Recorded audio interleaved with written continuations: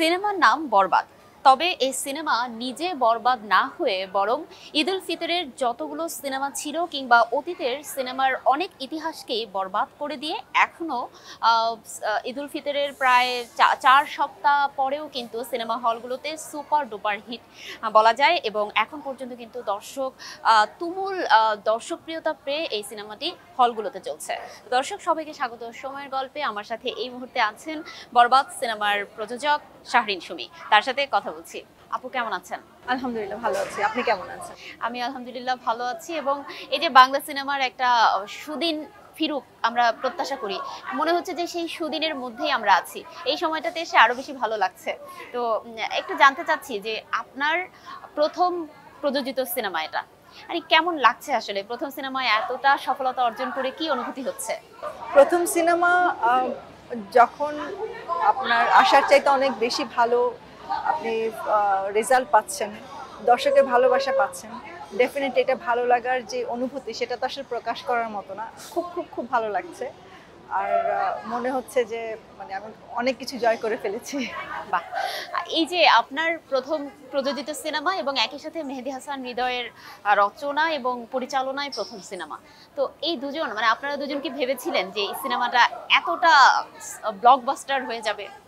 আমরা যখন সিনেমাটার গল্প শুনি তখনই আমরা বুঝতে পারছিলাম যে সিনেমাটা অনেক বড় আকারের হবে এবং অন্যরকম একটা সিনেমা হবে। এবং বানানোর সময় আমরা আরেকটু বুঝেছিলাম যে না, সিনেমাটা ভালো যাবে। বাট যখন যেদিন রিলিজ হলো সেদিন প্রথম থেকে যে আমরা দেখলাম, আমাদের আসলে এটা মানে কল্পনাতীত একটা আমরা আমরা কি বলবো এটাকে, আমরা কল্পনাতীত সাফল্য পেয়েছি, রেসপন্স পেয়েছি দর্শকের কাছ থেকে। তো যতটুকু ভেবেছিলাম তার চাইতে অনেক বেশি।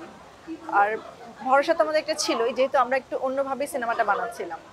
সো আমি বলবো যে আমাদের আশারও অনেক অনেক অনেক বেশি রেসপন্স পাচ্ছি আমরা। এই সিনেমার রচয়িতা বা পরিচালক মেহেদী হাসান হৃদয়, তার সাথে আপনার যে পরিকল্পনাটা যখন হয়েছিল তখন কি আসলে বুঝতে পেরেছিলেন যে এতটা সফলতা আসতে পারে এই সিনেমা দিয়ে? মেহেদী হাসান হৃদয়ের সাথে আমার প্ল্যানিংটা ছিল 2023-এর শেষের দিকে, এবং তখন থেকে আমরা মানে সিনেমাটা গল্প থেকে শুরু করে স্ক্রিপ্ট থেকে শুরু করে সবকিছুর উপর কাজ করছিলাম। আর যখন শাকিব ভাই কনফার্ম হলেন তখন তো একদম মানে উঠে পড়ে মাঠে এসেই কাজটা শুরু করলাম। তো প্ল্যানিং আমাদের বলবো যে প্রপার প্রি প্রোডাকশন আমরা শুরু করেছি 2024 থেকে, 24-এর মাঝামাঝি থেকে আমরা শুরু করেছি। জুন থেকে শুরু হয়েছিল কাজ, এবং জুলাই থেকে তো আমি বাংলাদেশে অন অ্যান্ড অফ আসছিলাম। তো তখন থেকে আমাদের মেইন কাজ করাটা শুরু হয়। এত বড় বাজেটের সিনেমায় নারী প্রযোজক হিসেবে আপনি কাজ করলেন, আসলে সেক্ষেত্রে যদি বলি কোনো চ্যালেঞ্জের সম্মুখীন হয়েছেন কিনা? আমি বলবো প্রথমে তো আমি বলবো যে প্রোডিউসার তো প্রোডিউসার হয়, নারী হোক আর পুরুষ হোক। প্রোডিউসার, আমি জাস্ট নারী বলে আমাকে নারী প্রোডিউসার বলাটা আমি মনে করি যে মানে অন্যান্য প্রোডিউসারদেরকে একটু অন্যভাবে দেখা। তবে হ্যাঁ, এত বড় মাপের একটা সিনেমা, এত বড় বাজেটের একটা সিনেমা যদি আপনি বলেন, তাহলে আমি বলবো একটা ভালো জিনিস বানাতে হলে তো আপনাকে কিছুটা হলেও খরচ করতে হবে। আর আমাদের উদ্দেশ্যই ছিল যে আমরা সাধারণ সিনেমা তো, নর্মাল সিনেমা তো সবাই কম বেশি বানাচ্ছে। তো আমরা প্রথম থেকে চেয়েছিলাম যে একটা ভালো সিনেমা বানাবো এবং বড় পরিসরে একটা সিনেমা বানাবো। তো আমরা ঠিক সেইভাবে করে প্ল্যান করে এগিয়েছি, এবং কিছুটা বাজেট আমাদের কিছুটা বেড়েছে। আর সেটা তো আমরা স্ক্রিনে যতটা দেখা যাবে, আমাদের মেন উদ্দেশ্যই ছিল যে আমরা ইন্ডাস্ট্রিটাকে এমন একটা জায়গায় নিয়ে যাব যেখানে মানে সবাই বলতে পারবে বাংলাদেশে একটা সিনেমা আজকে ইন্টারন্যাশনাল মার্কেটেও এভাবে চলে, বহির্বিশ্বেও আমাদের একটা পরিচিতি হোক। যেমন আজকে আমি অনেক জায়গা থেকে ফোন পাচ্ছি, অনেকগুলো কান্ট্রি থেকে, যে সমস্ত কান্ট্রিতে কখনো বাংলাদেশের সিনেমা রিলিজ তো হওয়া দূরের কথা, কখনো ভাবেই নেই কেউ, সেখানেও আজকে রিলিজ হওয়ার জন্য তারা আমাকে কল করছে, তারা রিলিজ করতে চায়। তো এই ভাবনাগুলো থেকেই কিন্তু আমাদের সিনেমাটা এত বড় করে করা, এত বড় একটা বাজেটে নিয়ে আসা। চ্যালেঞ্জ বলতে আসলে আমি সিনেমাটার মেকিং এর সময় আমি তেমন একটা খুব একটা চ্যালেঞ্জ আমি পাইনি। যতটুকু পেয়েছি এটা আমার মনে খুব কম বেশি সব সিনেমাতেই হয়। বাট রিলিজ করার সময় আমার যে চ্যালেঞ্জটা ছিল যে সিনেমার সেন্সর থেকে শুরু করে বা পারমিশন থেকে শুরু করে, তো মেইনলি প্রবলেমটা ছিল হচ্ছে একটা পারমিশনের ব্যাপার ছিল, যেহেতু আমরা দেশের বাইরে শ্যুট করছিলাম।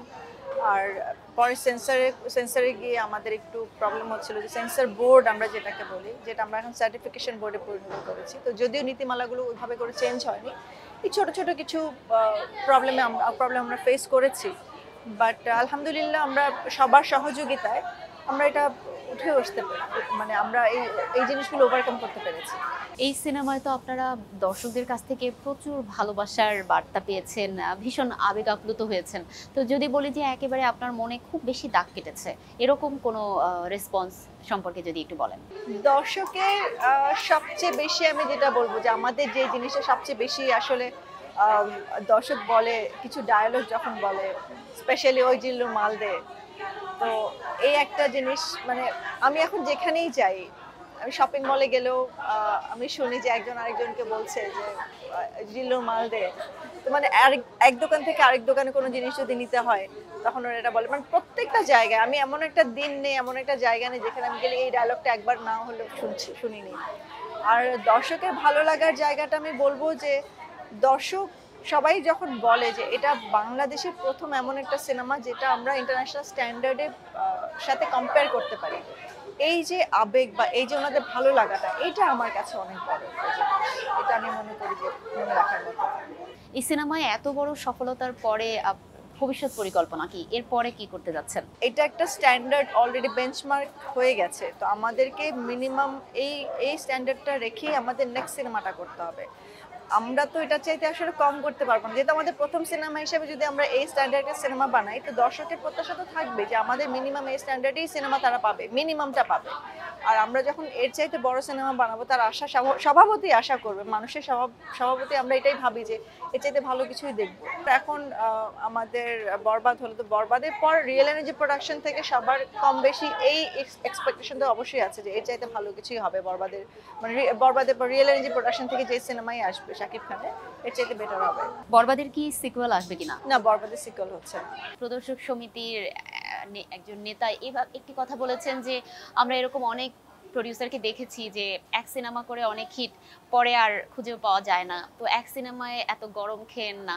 তো এই যে বিষয়গুলো আসলে এইটাকে আপনি কিভাবে দেখেন যে পরবর্তীতে তারা এসে আমাদেরকে রিকোয়েস্ট করে তাদের সিনেমা প্রদর্শনের জন্য, এরকম হয়, মানে এই বিষয়টাকে আপনি কিভাবে ব্যাখ্যা করবেন? আমি তো প্রথমত আমাদের সিনেমা, আমি বলবো যে বাংলাদেশি শুধুমাত্র সিঙ্গেল স্ক্রিনগুলোতে বাংলাদেশি সিনেমাই বেশি চলে। আর বাকি যে স্টেটমেন্টটা উনি দিয়েছেন, এক সিনেমায় এত বেশি গরম খেন না, মানে একটা সিনেমা করে প্রডিউসাররা চলে যায়, হতে পারে প্রডিউসাররা চলে যায়, হতে পারে আমি হয়তো বা মানে সিনেমা না করতে পারি, সেটা সম্পূর্ণ আমার ডিসিশন।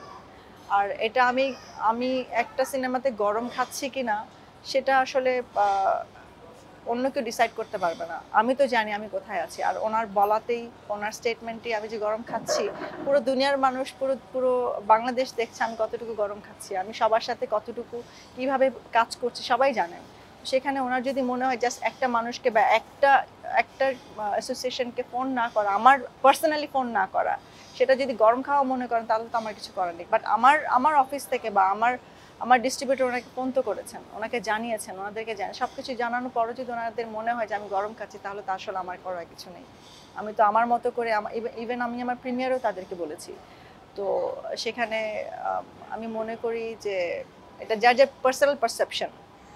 তো তবে হ্যাঁ, ওনারা আমাকে যথেষ্ট সাহায্য সহযোগিতা করেছেন, আমাকে মোরাল সাপোর্ট দিয়েছেন। সবসময় যে কোনো প্রবলেমেই আমি ওনাদের সাথে কথাও বলি, আমি সবসময় ওনাদের সাথে, ওনারা যত যাই বলুক না কেন, দিন শেষে আমাদের সিনেমাটার যদি, শুধু আমাদের না, মানে সবার সিনেমাই যদি বিজনেস ব্যবসা সফল হতে হয়, তাহলে আমি মনে করি যে সবার সিনেমা হল মালিকদের সাথে মিলেমিশে কাজটা করতে হবে। তো আমি আশা করব যে সবাই স্বচ্ছভাবে, আমার একটাই বলার ছিল, একটা জিনিসই চাওয়ার ছিল, স্বচ্ছভাবে ট্রান্সপারেন্টলি আপনারা কাজ করুন। আমি কারো ভাগেরটা চাচ্ছি না, আমি জাস্ট আমার ভাগেরটা, আমার ন্যায্য যেটা, সেটা আমাকে বুঝিয়ে দেন, আর কিছুই না। সিনেমার গল্প অনেক শুনলাম, কিন্তু শুনতে শুনতে আমার আগ্রহ হচ্ছে যে এই যে প্রযোজনায় আসলেন, আসলে একজন ব্যক্তি শাহরিন সুমি প্রযোজনায় আসলেন, সিনেমার স্বপ্নটা দেখলেন, এটা আসলে এর আগে আপনি কি করতেন বা সেখান থেকে এই স্বপ্নটা কিভাবে দেখলেন? আমি মেইনলি আইটি বিজনেস করি, আমার আইটি ফার্ম আছে, এবং আমরা সাইবার সিকিউরিটি করি। মালয়েশিয়াতে আমি অনেক বছর, মালয়েশিয়াতে আমার পড়াশোনা, এবং আমি ওখানেই থাকি। সিনেমার স্বপ্নটা আমার ছিল না, সিনেমার স্বপ্নটা ছিল আমার হাজব্যান্ডের। উনি একটা সিনেমা বানাতে চেয়েছিলেন, আর সেটাও আমি বলবো যে মেহেদী হাসান হৃদয়ের সাথে দেখা হওয়ার পরে, ওর কাজ দেখার পরেই ওনার মানে এটা আরও বেশি জোরদার হয়। আমি তো জাস্ট দুজনের স্বপ্নকে বাস্তবায়িত করতে পুরো কাজটা নিজের হাতে নিয়ে কাজটা করেছি। হ্যাঁ, আমি যে করতে চাইনি তা না, আমিও করতে চেয়েছি, বাট আমাদের যেটা হয় আমাদের দেশে যেই প্রবলেমগুলো যে প্রবলেমগুলো এখন আমি ফেস করছি, ঠিক এই কারণগুলোর কারণেই কিন্তু আমি কখনো সিনেমা প্রডিউসিংয়ের কথা চিন্তা করিনি। বাট আমার হাজব্যান্ড অত্যন্ত সাহসী একটা মানুষ, স্পেশালি ইনভেস্টমেন্টের ক্ষেত্রে। তো ওনার এই ছিল যে ইনভেস্টমেন্ট উঠে যাবে যদি তোমার সিনেমা ভালো হয়, যদি তুমি ভালো বানাও। শক্তি ছিল। হ্যাঁ, তো উনি ছিল আমার মেইন শক্তি পুরো সিনেমাটার পিছনে। তো আমার মেইন সাপোর্টটাই ছিলেন উনি। তো যার জন্য আমি সিনেমাটা শেষ পর্যন্ত শেষ করতে পেরেছি এবং আজকে তো এবং আপনাদের সামনে আছে। ভীষণ সফলতার সাথে সফলতার সাথে করেছেন। শেষ হয়েছে। হ্যাঁ, শেষ বলতে আসলে এখান থেকে শুরু হবে, এখান এটাই থেকেই শুরু, আমাদের রিয়েল এনার্জির প্রত্যাশা। এখান থেকেই শুরু, এবং আমরা ইনশাল্লাহ এর চাইতে ভালো আরো কিছু সামনে নিয়ে আসবো আপনাদের সবার জন্য। তো বাকিটা তো আমার দর্শকের কাছে বলারই আছে যে আমাদেরকে যতটুকু পারেন সাপোর্ট করবেন, আর আমরা ভালোটা দেওয়ার চেষ্টা করব। যদি আমরা নতুন, আমাদের ভুল ত্রুটি থাকতেই পারে, সবাই ক্ষমা সুন্দর দৃষ্টিতে দেখবেন, এটাই আমার সবার কাছে বলার। অনেক ধন্যবাদ আপু আপনাকে।